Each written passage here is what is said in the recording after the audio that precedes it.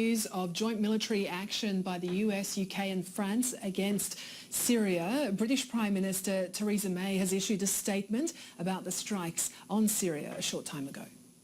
I have authorised British armed forces to conduct coordinated and targeted strikes to degrade the Syrian regime's chemical weapons capability and deter their use. We are acting together with our American and French allies.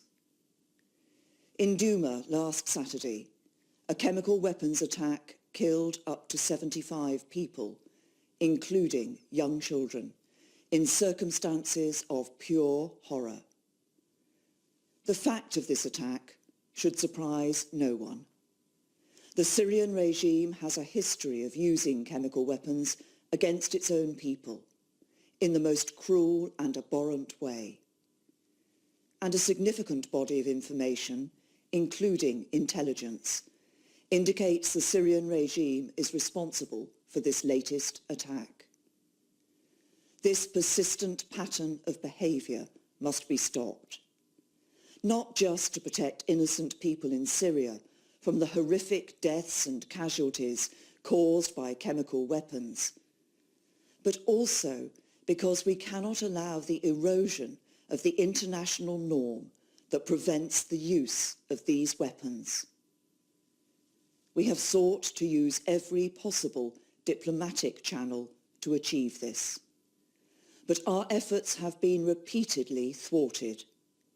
Even this week, the Russians vetoed a resolution at the UN Security Council which would have established an independent investigation into the Douma attack.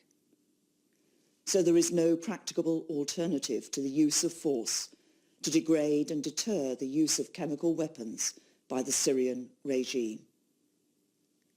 This is not about intervening in a civil war. It is not about regime change.